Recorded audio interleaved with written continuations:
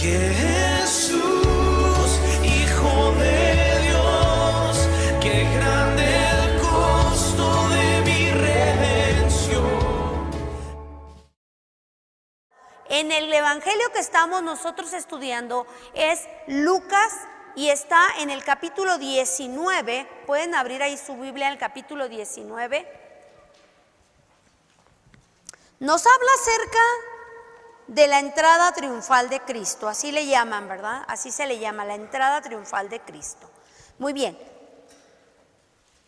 Jesucristo, en el capítulo 9, versículo 51 de Lucas, dice que Jesucristo sabía que ya iba a ser ascendido al cielo. Dice, entonces afirma su rostro y se dirige a la ciudad de Jerusalén. Él sabía lo que le iba a pasar. Él sabía lo que iba a enfrentar. Él sabía que ya era momento de ir. Pero este fue un viaje, no vamos a decir que fue un viaje, vámonos y llegamos. Fue un viaje en el cual él empezó cuando él pasaba por las ciudades entre Galilea, Samaria y Perea, y él empezaba a sanar, a predicar, a enseñar, a expulsar demonios, a reprender, ¿sí? El Señor Jesucristo estaba haciendo un ministerio, pero él iba rumbo a Jerusalén, que era su meta, llegar a Jerusalén, porque él sabía que ya iba a ser enviado al cielo, y ya sabemos de qué manera, y él lo sabía. Entonces, Jesús hace este viaje viniendo desde Galilea en el norte hasta Judea, que es en la parte del sur de Israel. Él viene con sus discípulos, pero viene enseñando, viene sanando, y entonces está ya cerca, muy cerca de la ciudad de Jerusalén. Esto ya es en el capítulo 19.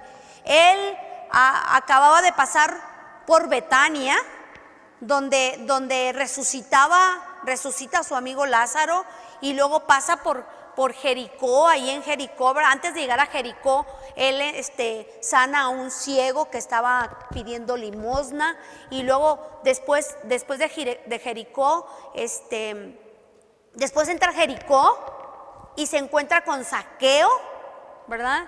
Y llega la salvación a la casa de Zaqueo. Zaqueo tiene un encuentro con Jesucristo.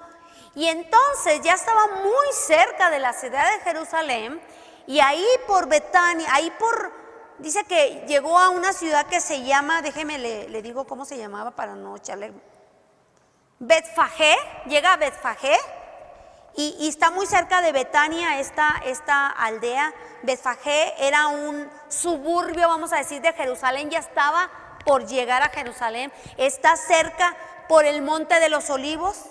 Sí, el Monte de los Olivos es para entrar a Jerusalén. Y venía él caminando, y venían muchos peregrinos con él. ¿Por qué? Porque se iba a celebrar la Pascua en Jerusalén, y todos los judíos llegaban a Jerusalén a celebrar la Pascua. Era la semana de la Pascua. Entonces, era una multitud, dice, la que venía. Cuando llega a Betfagé, Jesús manda a 2 de sus discípulos y les dice: ve a la aldea que tienes enfrente. Se cree que estaba realmente en Betania, ¿verdad? Estaba en Betania, y les dice: ve a esa aldea. Estaba entre Betania y Betfagé, y se ve, y ahí van a encontrar un burrito atado con una burra atada con un burrito chiquito. Tráiganlo, y si a alguien les dice ¿por qué se lo llevan? Díganle que el maestro, que el Señor lo necesita.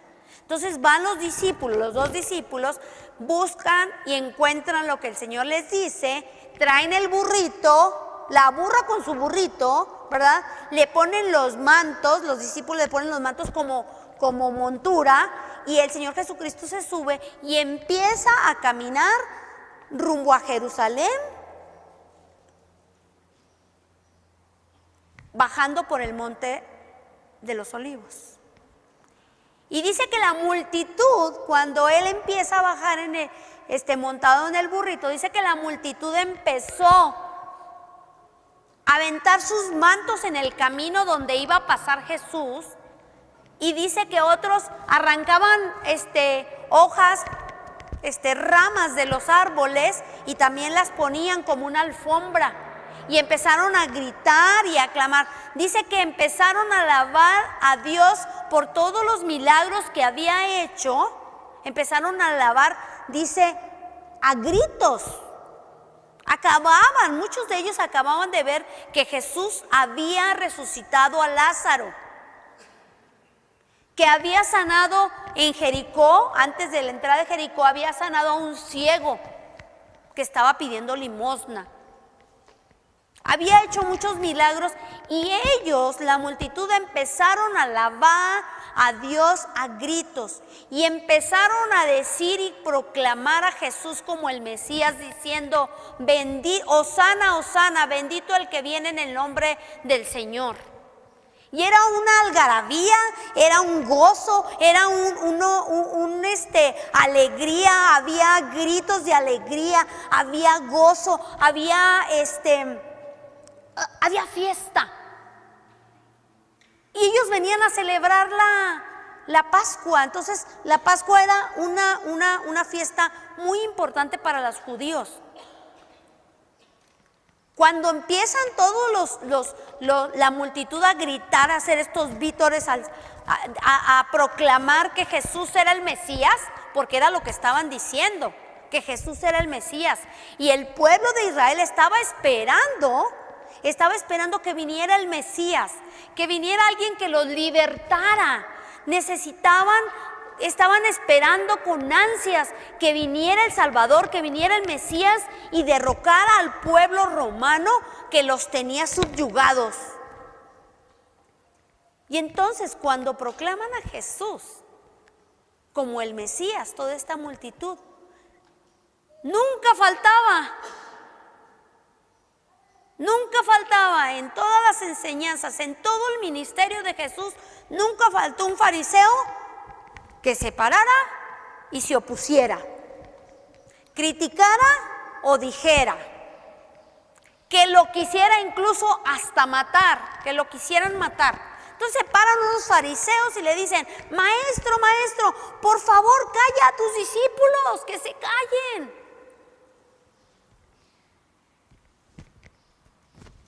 Había algunas razones lógicas por las cuales los fariseos le pedían. Bueno, no le pedían, le exigían: calla a tus discípulos.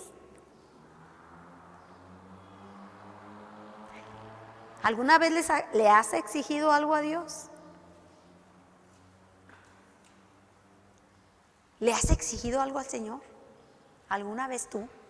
En tus oraciones.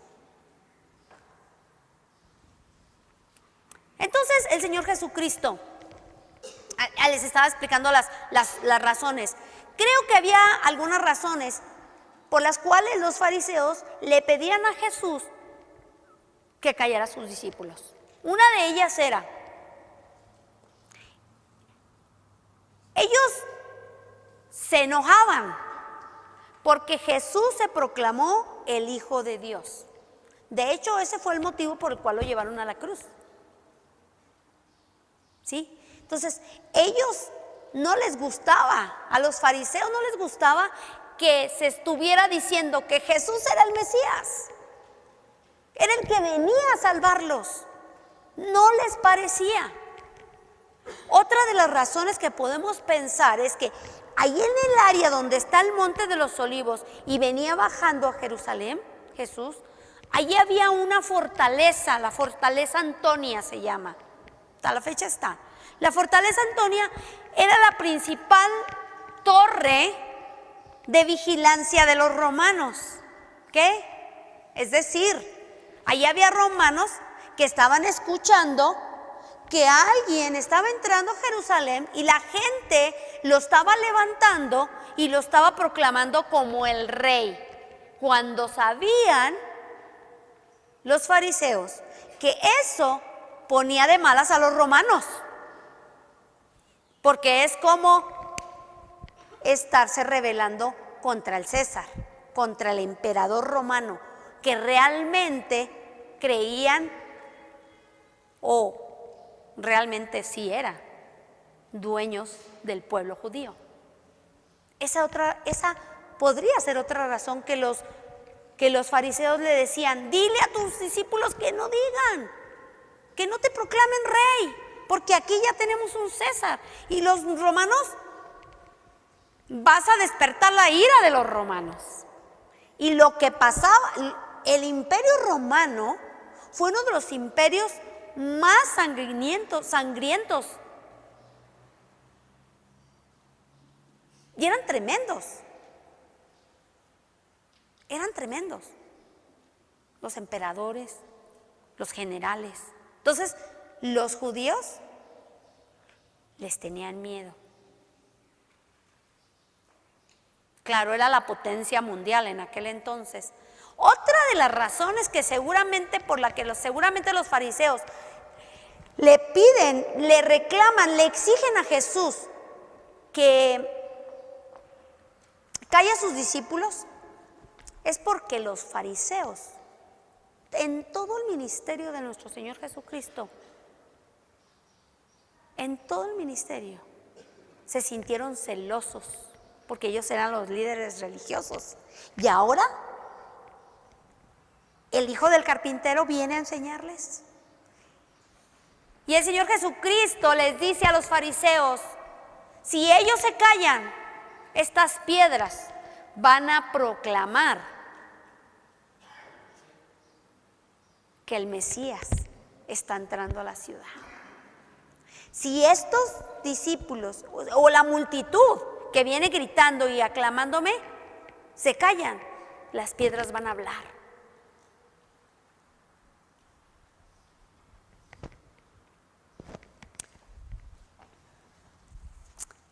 Denme mi agüita, ¿no? Por favor. ¡Ay, aquí está! ¡Ay! Muy bien, entonces, ahí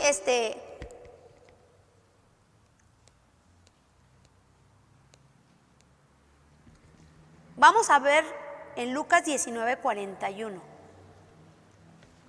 Abre tu Biblia, por favor, en Lucas 19:41.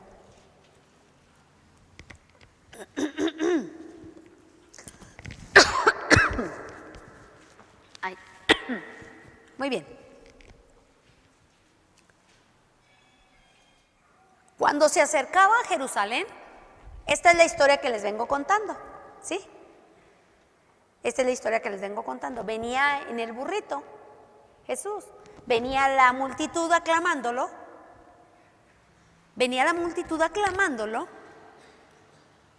y luego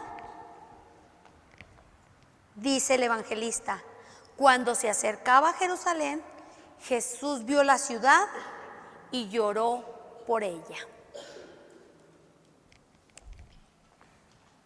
Cuando todos estaban emocionados, gritando de gusto, diciendo: viene el Mesías.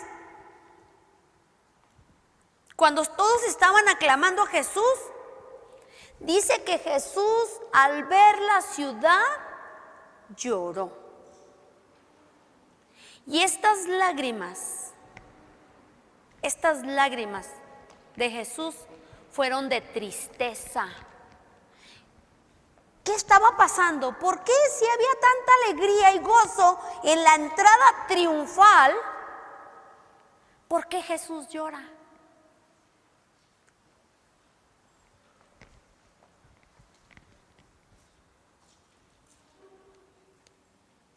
Jesús llora al ver la ciudad, la gran ciudad de Dios, la capital del reino de Dios, la ciudad de David. Cuando él ve a Jerusalén, dice que Jesús lloró por ella, porque él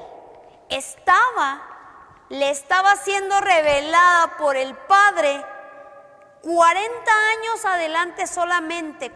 ¿Qué son 40 años? ¿Qué son 40 años? Dijo mi hija, ay mamá, ya voy a cumplir 40 años. ¿Verdad? ¿Qué son 40 años? Rápido se van 40 años.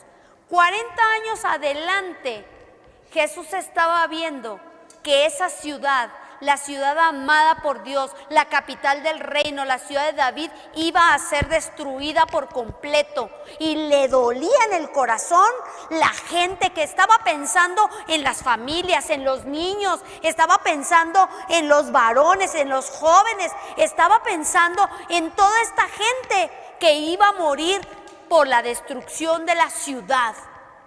Era una profecía que Jesús estaba viendo 40 años adelante.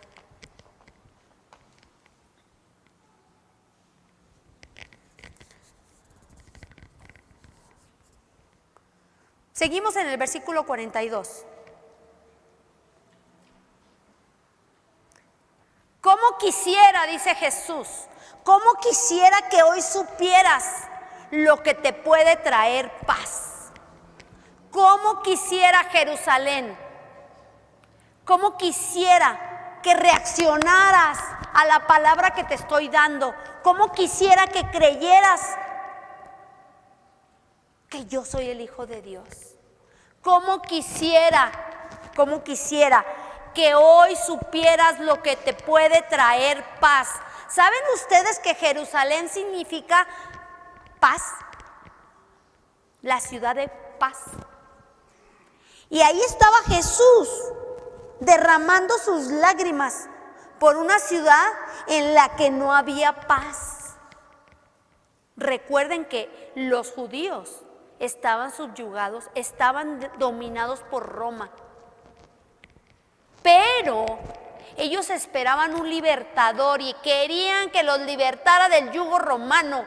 Pero Jesús les habla acerca de un reino espiritual, les habla de cosas que ellos no comprenden, que no entienden, que no quieren escuchar. No tienen paz, porque la paz la andan buscando en cosas que no la van a encontrar. Y Jesús les dice, ¿cómo quisiera que hoy supieras lo que te puede dar paz? ¿Cómo quisiera que supieras lo que te puede dar paz hoy?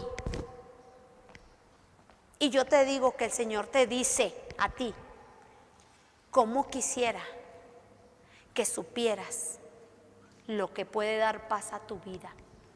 Lo que puede traer paz a tu corazón. Porque a lo mejor andas buscando la paz en las cosas que no lo vas a encontrar. A lo mejor dices, cuando tenga trabajo ya me voy a poner en paz. Cuando tenga tanto dinero en el banco ya voy a estar en paz. Cuando me case voy a estar en paz. Cuando tenga un hijo voy a estar en paz. Cuando encuentre el trabajo que me gusta voy a tener paz. Cuando mis hijos se casen voy a tener paz. Cuando mis hijos crezcan, voy a tener paz. Dice una señora que tiene niños chiquitos, y ya crecieron, pastora, y ahora está peor, dicen, hombre. Ahora ya quieren que ir quién sabe a dónde, que quién sabe qué. No, yo dije, no, ya nomás que crezcan, bien suave. Cuando crezcan mis hijos voy a tener paz. Pero ¿saben qué? Que andamos buscando la paz donde no la vamos a encontrar. Y así estaba Jerusalén. Y dice Dios, les dice Jesús, Jerusalén, ¿cómo quisiera que supieras qué es lo que te puede traer paz a tu corazón? A pesar de que estés bajo el yugo romano, puedes vivir en paz. A pesar de que quiero decirles, nunca las cosas son perfectas. Nunca la vida es perfecta. Cuando alguien viene y me dice, no, es que apenas salgo de una y luego entro en otra. Bienvenida al mundo real, le digo. Así es la vida. Es una lucha que no se acaba. Es una lucha y enfrentamos una situación, la resolvemos y ¿qué decimos? Ahora sí, vamos a acostarnos y comamos y bebamos que mañana. No, luego viene otra situación y dijo alguien, no salgo de una para entrar en otra, que me llueve sobre mojado. Así es la vida, pero a pesar de eso podemos tener paz. Paz en nuestra vida y paz con Dios, que es lo más importante. Y Jesús le dice a Jerusalén, si tú supieras lo que te puede traer paz. Yo soy la paz, yo soy el príncipe de paz. Pero ¿qué pasó con Jerusalén? ¿Qué pasó con los judíos? Rechazaron al Hijo de Dios, rechazaron al príncipe de paz, rechazaron al único que podía salvar sus vidas y regresarles la paz en ellos y con Dios. Los rechazaron.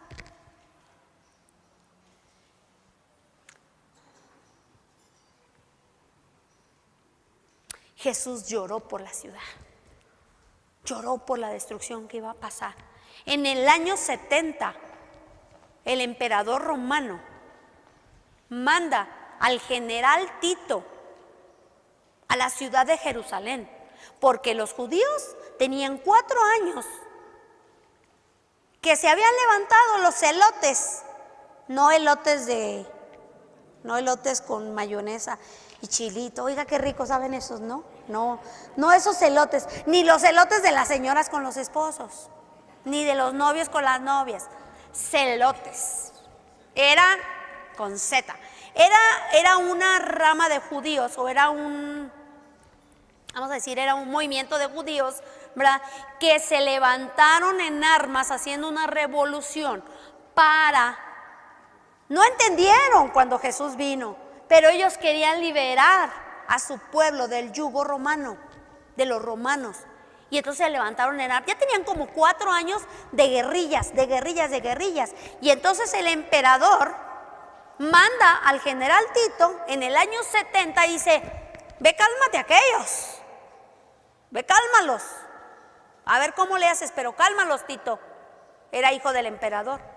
Tito va, dicen que lleva un ejército tremendo, llega a Jerusalén, tumba las murallas y hace una matanza terrible, destruye la ciudad. Dicen los historiadores que no quería destruir el templo, pero todos sus soldados, ¿verdad?, emocionados o enardecidos, dicen que queman el templo, solamente queda una muralla, el muro occidental, y destruyen la ciudad. Hay una cantidad impresionante. Dicen que en el país había 1 millón de personas. Dicen que cuando Tito destruye la ciudad de Jerusalén, dice que hay 250,000 judíos damnificados, de los cuales la mayoría dice, fueron vendidos como esclavos, porque acuérdense que Roma tenía un imperio grandísimo, ¿sí? En otras naciones los vendieron como esclavos, a otros los usaron para hacer las luchas de gladiadores, esas donde todos mueren, ¿verdad? A otros los mandaron a las minas de Egipto y muy poquitos se quedaron en la ciudad destruida, quemada, viviendo en la miseria. Eso fue en el año 70, ya de nuestra era. Después, como en el año 130 y tantos, ¿verdad?, vuelve a haber otra revuelta y los romanos van y la aplacan. Y esta vez lo que hacen los romanos, el emperador Adriano, me parece, él lo que hace es, con los habitantes que quedaron en Jerusalén, los pocos que había en Jerusalén, lo que él hace es, los expulsa de Jerusalén, les prohíbe regresar a vivir a Jerusalén. Imagínense, le prohíbe regresar a su ciudad, les prohíbe vivir allí, los manda fuera de la ciudad, ¿sí?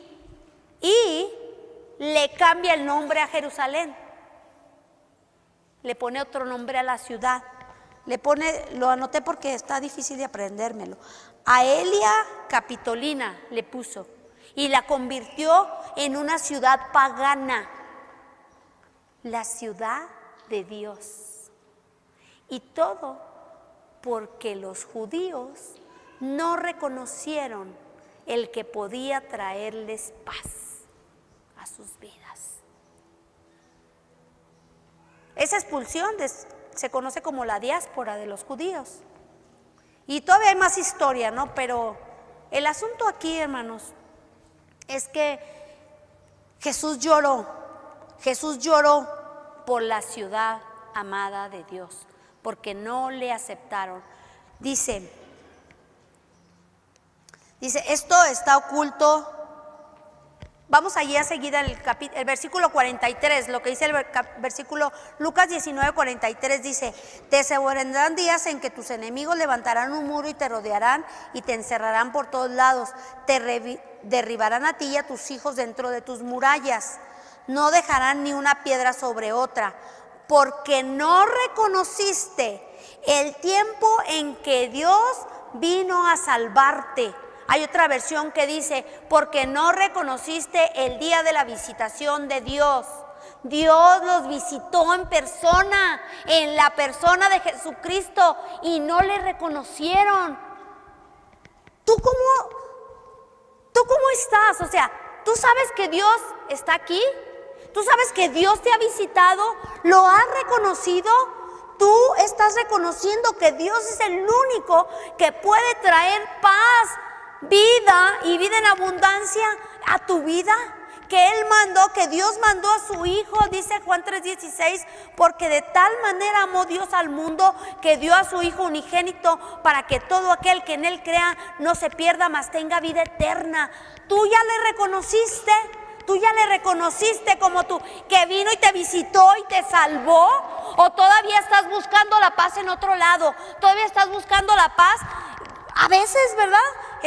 Queremos buscar la paz en nuestro esposo. No, tú dame paz, o sea, dime que si me vas a mantener y que me vas a dar para esto y que me vas a dar para aquello y a los hijos, ¿verdad? No, hijo, no, tú prométeme que te vas a portar muy bien toda la vida. Y ahora sí tengo paz. Estamos buscando la paz. No, cuando en este negocio lleguen tantos clientes al día, entonces sí ya voy a tener paz. Hermanos, Jesucristo es príncipe de paz. Y Él nos está visitando en esta mañana. Tú sabes, tú reconoces que Él es el que nos está visitando y Él es el que te puede dar paz. Ay, dime con tu mano que sí lo reconoces. Dime que sí lo reconoces. Sí, Él es el único que nos puede traer paz. Es el único que puede hacer que nosotros nos reconciliemos con Dios otra vez, porque andábamos sin Dios, peleados con el Dios Todopoderoso, sin Dios, sin esperanza, en desazón, en inquietud, en ansiedad. Pero el príncipe de paz viene a nuestras vidas, le reconocemos, le aceptamos y entonces gozamos de la paz que Jerusalén no tuvo la capacidad de recibir. Y hubo predicación y predicación y ellos cerraron su corazón. ¿Cierras tu corazón a Dios, al príncipe de paz? Mañana. Ahora, quiero decirles una cosa muy importante. Jesús lloró por la ciudad porque sabía que iban a morir por no reconocerle. Hay un profeta del Antiguo Testamento, Jeremías. Jeremías es conocido por el profeta llorón, como el profeta llorón, ¿sí? Pero ¿saben por qué lloraba Jeremías? ¿Saben por qué lloraba? Lloraba al ver a su pueblo lejos de Dios. Abra su Biblia en Jeremías capítulo 9. Vamos a Jeremías capítulo 9.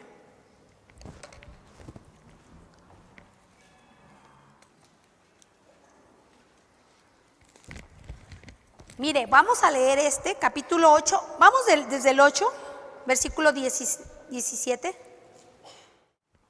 Quiero que piense en nuestra ciudad. en nuestro país, en nuestro estado.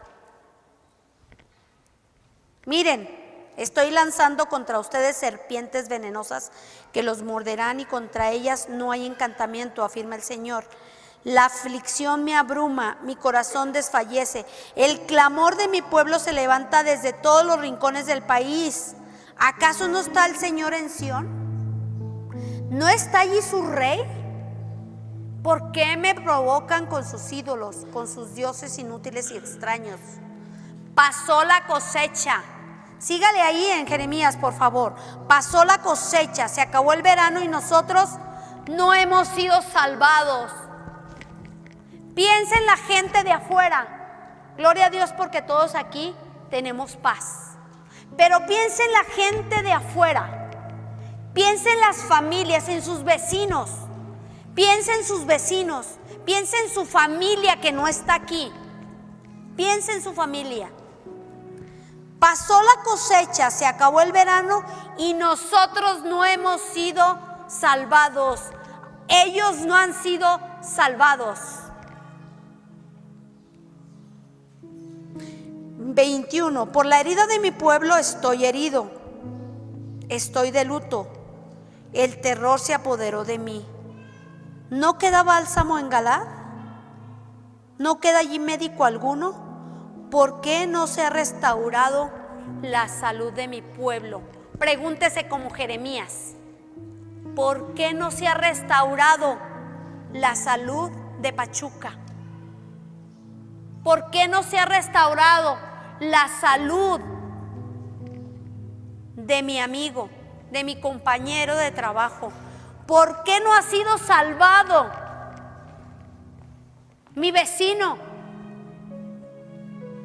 mi hermano, mi tío, mi abuelo? ¿Por qué no ha sido salvado?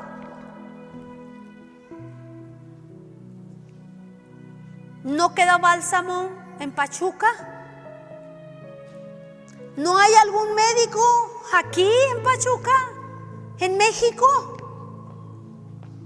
¿Por qué no se ha restaurado mi pueblo, mi nación? ¿Por qué no se ha restaurado?